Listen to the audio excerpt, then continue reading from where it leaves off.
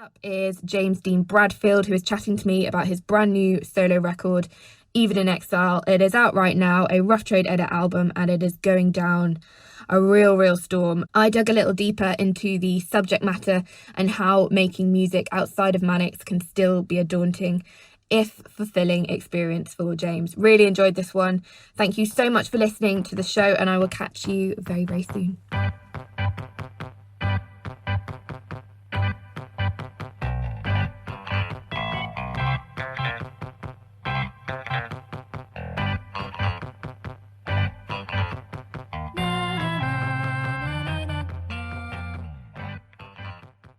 So James Dean Bradfield, a really warm welcome to the Rough Trade Edit podcast. Hello, how are you doing?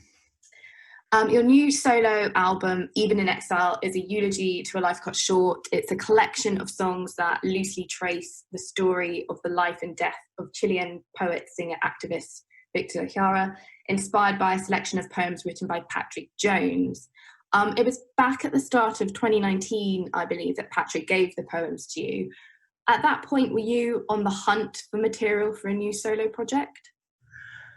Well, it was even before that, to be honest. I think it was late summer of 2018 when I actually managed to get the words off Patrick. And basically what had happened is that I see Patrick quite a lot when I'm up in the valleys. I live in Cardiff and I go up to the valleys to see my father, and I'm popping back down through the valleys. Sometimes I pop in to see Pat. And he always shows me a book that he's reading, or a book of poems that he's reading, or kind of like, oh, he just showed me a project that he's working on, a play he's working on, because he's had so many performed plays now, etc. Or he'll just like show me something, a blast from the past. It's just like, popping in on a Sunday evening for a cup of tea kind of vibe. And one week I popped in there, and he was showing me lots of prose and poems, and he was almost like a little one-man play as well. That was all about Victor Jara, which I was kind of taken aback at, really, because I suppose my first question to him was, how are you going to publish this prose, this poetry, this little play? What are you trying to do with this? And it kind of became clear that he was just using it as a writing exercise. He was kind of exercising that muscle, or that emotional muscle. And he wasn't in the best place because his mother had passed away and his father was ill, which is the same for, obviously, Nicky in the band, because Nicky is his brother. And after a while, I just, I suppose the opportunist in me saw all these amazing words in front of me that I was reading, and he made it clear that they weren't for publishing. And so I made it my mission to try and convince him to do something with them, and that I was the best avenue to see if I could create some music around them. And he agreed, and it worked straight away. The song started flowing. So it was some kind of lovely serendipity. And I suppose it kind of felt more so like serendipity or beautiful fate, because I'd been hearing the name Victor Jara in songs from the age of 15. The first time I'd heard the name Victor Jara was in a Clash song called Washington Bullets. Sorry, when I was 16. And all my life I'd been hearing his name in a U2 song, in a Clash song, in a Working Week song. People like Robert Wyatt had done Victor Jara covers. Bruce Springsteen had covered him. Calexico had written a song about him. So it just felt like this name that wouldn't go away. And I knew about the story, and I knew about the man, and I knew about the triumph and the tragedy. I just didn't know so much about his music. So that was the biggest reveal for me in finding more about Victor Jara, Yeah. You also, I think you've mentioned that you were really inspired by the idea that if a life means anything, it kind of continues beyond death. I think the evidence of the recognition, influence, and legacy Jara's life has left certainly backs up that trail of thought. And obviously it's an incredible story. So was that also like a real driver towards turning the poems into an album?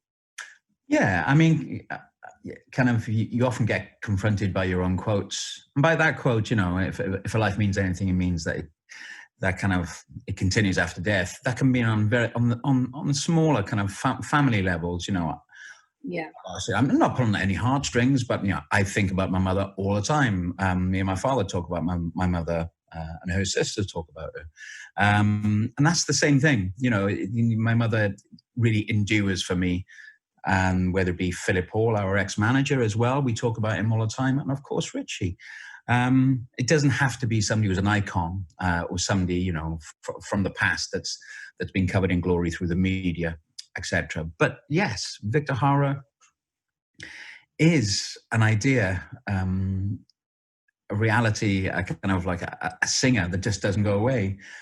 Even earlier this year and last year, there were at least 5,000 people in Plaza Italia in Santiago, in Chile, singing one of his songs, which is remarkable, really, because I can't think of many places in Britain where I've seen quite a young crowd, a crowd aging from 15 to 30, singing songs that were written in the late 60s, early 70s by somebody that's dead now. There are not many places in Britain where you'll find such quite young people singing such old songs. Mm. And that's really quite striking, that Victor Jara kind of still strikes a chord in people that are really quite young and old and all the way in between. He really strikes a chord through Chilean society, through every demographic. And there are still people like Clexico that obviously wrote a song about him not so long ago. Mm. Jeremy Corbyn was kind of quoted him the night before the general election. Obviously, not such a great memory.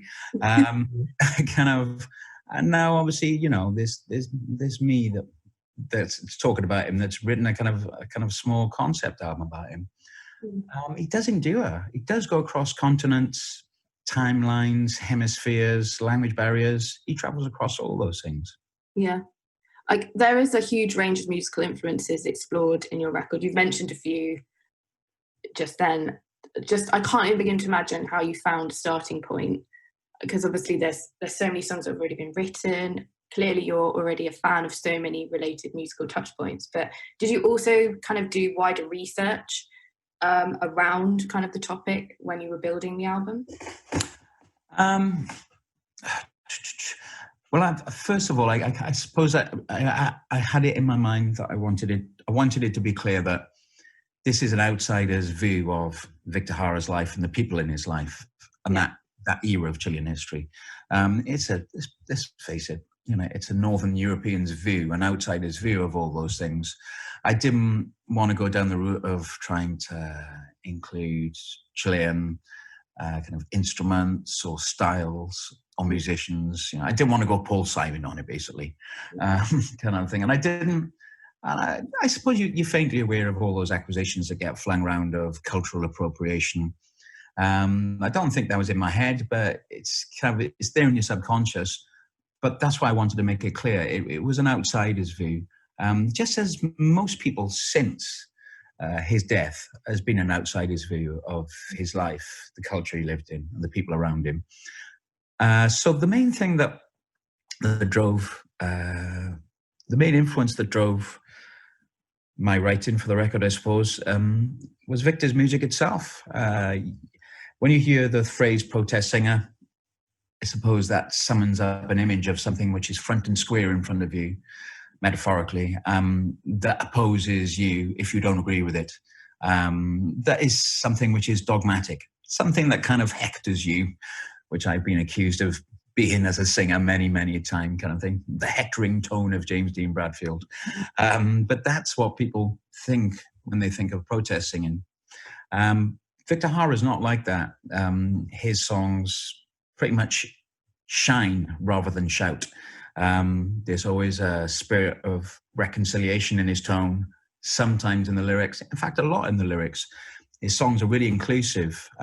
His music is more akin to the softer side of Tim Buckley sometimes, albeit with a obviously Chilean and South American influence. His music floats to you a lot of the time. So that really influenced me. He is not that kind of front square on dogmatic oppositional kind of protest singer. He has something very much more beautiful in his delivery. And dare I say it's something much more feminine, because one of his biggest music influences was somebody called Violeta Parra. And he learned to play guitar and sing on his mother's guitar. And I think that really comes through in the delivery of his songs. So I didn't really do any research. I just really immersed myself in Victor Jara's music because I was just really enjoying it. That was my end. That was my gateway into it all, really. Yeah. I was going to... Sorry for my long answers. Sorry. Oh, no, it's amazing.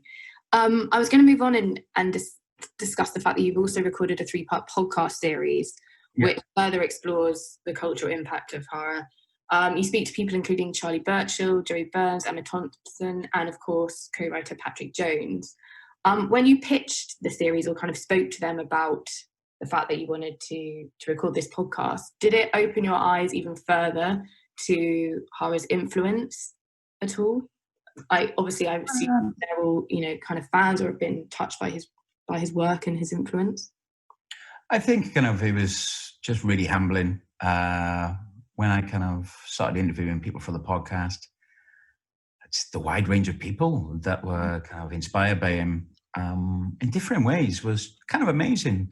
So I talked to Christopher Bruce, who was the main creator and the main author of the ballet Ghost Dances, because Christopher Bruce was the head of the Rambe dance company. Now, Ghost Dances has been performed all around the world.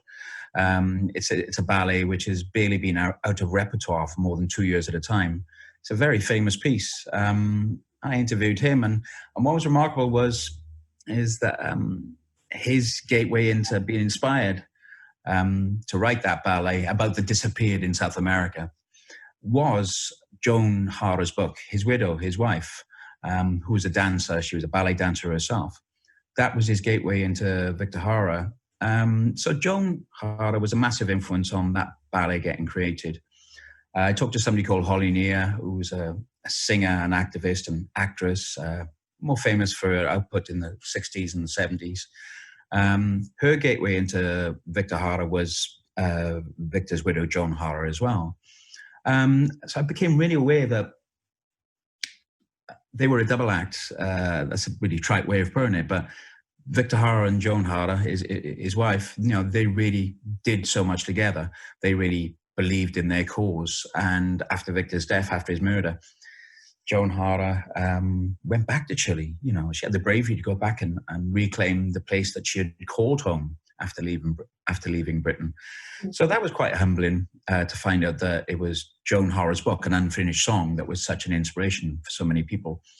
And then I talked to people like Joey Burns from Calexico, and I'd actually got that record with that song on Victor Jara's hands. And he was very inspiring because he'd played in Chile a lot. He'd kind of met lots of people that had known Victor Jara. He had met some of the members of Inti Illimani, which is like a Chilean kind of like folk music group. And he was very, very inspired by Victor Jara's bravery. He talked about it so much more eloquently than I have in any of these interviews. So just going from Joey Burns, who's part of an amazing rhythm section, then you got to Christopher Bruce, who is a guy that, let's face it, he works for ballet. He's a ballet choreographer. And then I talked to people like Kevin Brennan, who's an elected MP, Labour MP in Cardiff, who was actually inspired to become an MP partly by Victor Jara. That's a massive wide cross section of people. A musician from America, a guy from Middle England, and an MP from Cardiff. That's amazing, I think. Yeah, definitely. I think you mentioned in the first episode that you yourself tried to cover some of Jara's songs, but you said that it felt like you were sort of trespassing. Yeah, it's really strange because his songs mostly do have a socially observant narrative, and some are just downright ideological or just very political, and so it's hard to sing those songs. But I had an idea of which songs I wanted to sing. I wanted to try and sing a song called Luchin, which is a beautiful, beautiful song, or I wanted to try and sing a song called Manifesto. And I tried to sing both songs in the studio without even recording them. And our engineer, Loz, I could see him wincing a bit. He was like, "Oh, this isn't working." And I felt the same. It was almost a relief for somebody else to say that, because the words kind of felt hollow. coming from me, Mm. which I'm fine with. Sometimes things just don't work. And then you watch, footage of somebody like Bruce Springsteen singing Manifesto in Santiago, doing a cover of it, Yeah. and it works. It's like, so sometimes, your voice just doesn't fit, just doesn't fit the song. It's as simple as that. But the words are so loaded, and obviously Victor Jara's narrative is so loaded with, like I said, triumph and utter tragedy, that if you don't get every part of the delivery right, then you just can't do it. So that's why I didn't do it. There was something there just telling me not to do it. And I'm not even being mystical. It just the nuts and bolts of me singing those songs didn't work. So I solved the problem by covering one of his instrumentals. There you go. Which is wonderful. I think somebody mentions in the podcast, actually, which touches on what you were describing earlier about how kind of activists aren't angry, and you've said that the songs are very beautiful. Do you think, although I'm sure obviously when you began recording the album and when you sort of came up with the idea for it, none of what's going on in the world at the moment had kind of happened yet or kind of risen to the level that it has now? Do you think people who listen to the record will kind of learn from or be inspired by Victor's story and kind of what connotations it might have with the kind of revolution that's going on in the world at the moment? I think I'd like to think it's a bit more nuanced than that, to be honest. I wouldn't prescribe Victor Jara as a kind of as a panacea to all the ills in the world, because I think it's a bit more complicated than that. Because I think there are a lot of cautionary tales about what happened to Victor Jara, and of course what happened with the coup in Chile in 1973 when Pinochet took over. There are lots of things you can pick out from it, or as this generation says, takeaways from it. Like it just sounds, again, see, sounds so wrong when I say that. But I think, Allende's government, who were overthrown by the Pinochet coup, and Salvatore Allende was helped to get elected by people like Victor Jara. Victor Jara sang on the political stump for him up and down the country. And he was the first Marxist president to be democratically elected in South America. That coalition that kind of put the Popular Unity government into government in Chile, the coalition that put them there started falling apart. Now, it started falling apart, some people say, because of Kissinger and Nixon and CIA, etc., all those well-traveled conspiracies. But also it started falling apart because the left started fighting each other within the Popular Unity coalition. And I see that happening a lot in Britain too. Kind of people in Britain that you would broadly say used to be on the same side are now fighting with each other all the time. And sometimes I think the Tories must wake up and go, oh, we're okay for another month in the news cycle because they're still fighting each other. So I think that's one of the first messages. Kind of, I suppose, in politics, you need a big tent to get everybody under, that old cliche, but you do. And it's like the Monty Python sketch, you're part of the Popular Judean People's Front. Fuck off, I am. I'm part of the Front for the Judean People. That old joke. Part of the reason I see that happening a lot in Britain, and it definitely happened to a certain degree in Chile. And of course, they took advantage of that because the right wing insurrection in Chile was strong anyway. So the climate for that coup became a perfect storm, I suppose, is what I'm trying to say. It's not just because the right wing wanted it; it's because the left became fractured too. So I think there's two very strong messages there for everybody. If you're determined to fight with each other, then you will definitely be in opposition for much longer than you want to be. Yeah, I guess it's just particularly for people who maybe aren't aware of him and his history, and it's just a way to kind of a starting point, if you will, to kind of explore who he was and what happened and the kind of context of what you're trying.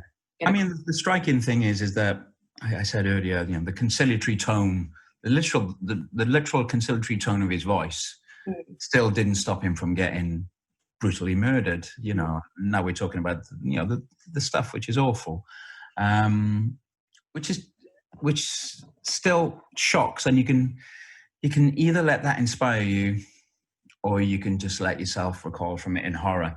And I suppose, after the initial horror of learning how Victor Jara died in that stadium, and the symbolic action of damaging his hands to the point of him never being able to use them again before murdering him, so he couldn't play guitar. All those things are just, they're beyond anything you can analyze. It's just a brutality which just shocks you to your core.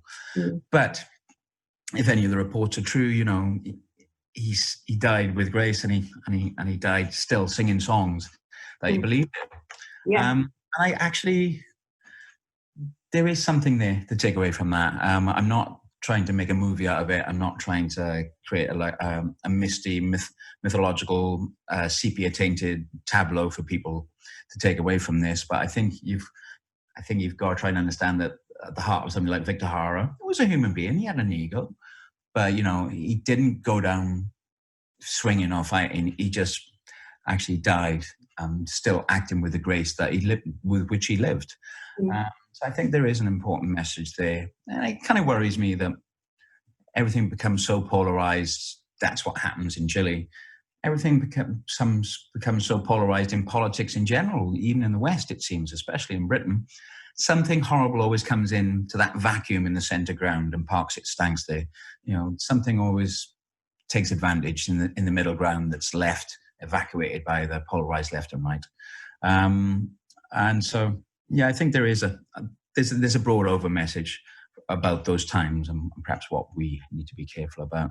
But I think the main thing I take from Victor Jara is that music that actually has a narrative which is not about boy meets girl, or kind of like, or boy meets boy, or whatever, or kind of about something frivolous. Songs that have that kind of narrative which talk about society or talks about people, talks about songs that talk about songs that talk about injustice of some kind don't have to be doggerel. They don't have to be grey. They can actually be as beautiful as Song to the Siren by Tim Buckley, as Manifesto by Victor Jara proves. That kind of music, that has a message, doesn't have to be sub-thumping, I suppose. There's definitely a growing appetite, it feels, at the moment for kind of protest music, usually probably in more the kind of outrage form. But I agree, I think it can also be presented in a different way, and that's something. Just to give you the choice, I mean, it's interesting, really. I think a lot of that set in Chile, from Violeta Parra to Inter Illimani to Victor Jara, were kind of like, I suppose, the Pete Seeger tribe. They mistrusted rock and roll quite a lot. And they didn't really like the term protest singer. They preferred the term revolutionary song, because they thought protest singer just summed up the frivolousness of what rock and roll was, and rock and roll co-opting people like Bob Dylan eventually, and just turning them into something whose message was so much less vital once they weren't purely folk. So it's kind of interesting, kind of that generation in Chile. I don't think I would have wanted to have gotten this album reviewed by them. they kind of thing, I kind of there's a kind of psychedelic heavy rock band from that era called Aquateria, where I've got an album by a Chilean rock band, and I would like to have seen them and Victor Jara on the same stage. That would have been a bit of a chuckle. Yeah. So this is your second solo album. Your first came back in 2006. I guess even though you've had so much experience, is it daunting in any way putting this new album out?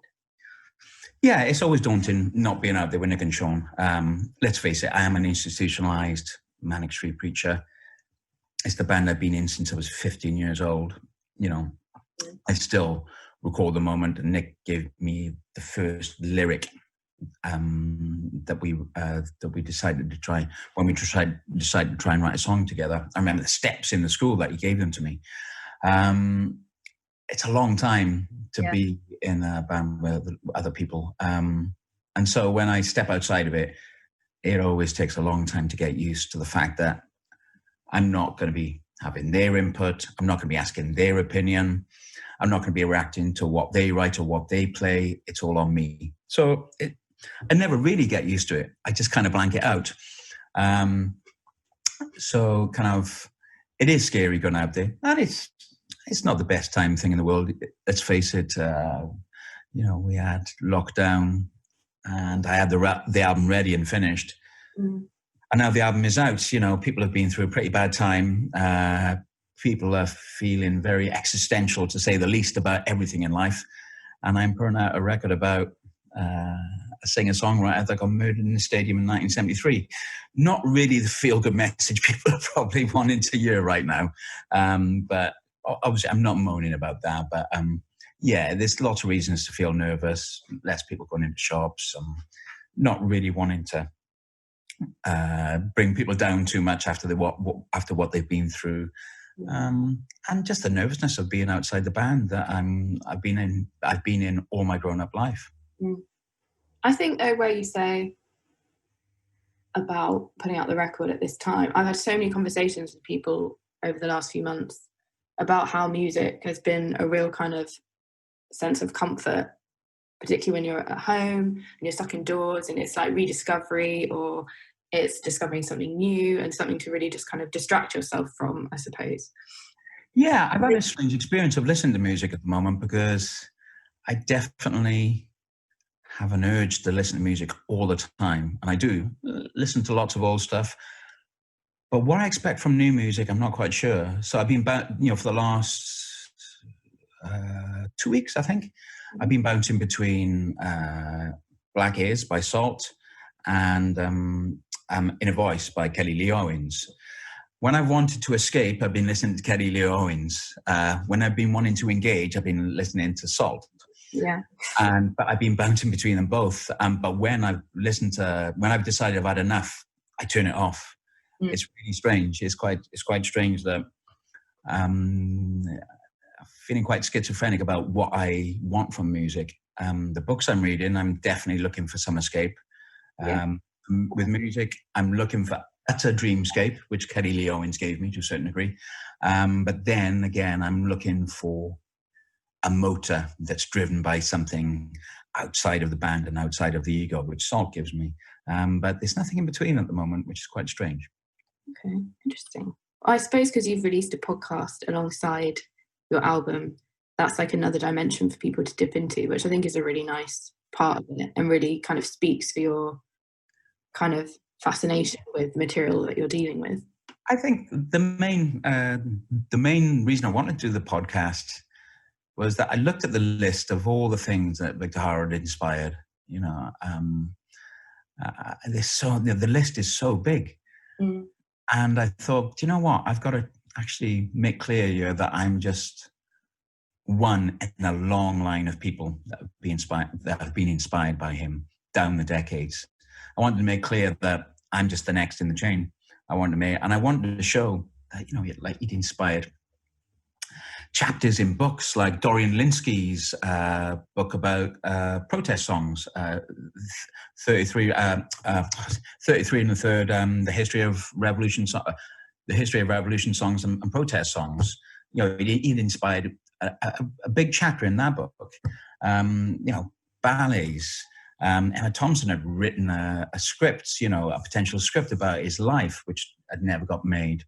So many people have written songs about him. So many people have covered his songs. I just thought, I've just got to make clear that it's a case of the torch being handed on to somebody else, basically.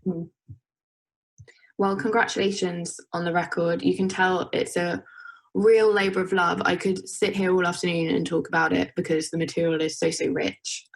We wish you all the very best with it. And I think we'll be seeing you again very soon, come 2021, with a new Manics record. Yeah, hopefully. I mean, we're 6 songs in now, and the titles are rocking, and that's always the good sign. Yeah. For me, I just love great titles. That's the thing that always gets my imagination going. Whether it's as a fan, if I see a good title, or a new band is releasing a record called so and so and so, I just go, "Oh, I like that." That's always my in. And the titles that Nick had given me from his lyrics are just bang on at the moment. They really are. And I think everybody's worrying about what kind of record they're going to put out post lockdown, etc. And at the moment, he seems to have avoided writing about it, which I'm really happy about. I don't really want to do a post-COVID album. Yeah. So kind of somehow, in his genius way, has managed to avoid that. So we're 6 songs in, and I'm back in the studio to do some more demos tomorrow. Wow. Well, we can't wait. James, thank you so much for chatting to me today. It's lovely to chat to you.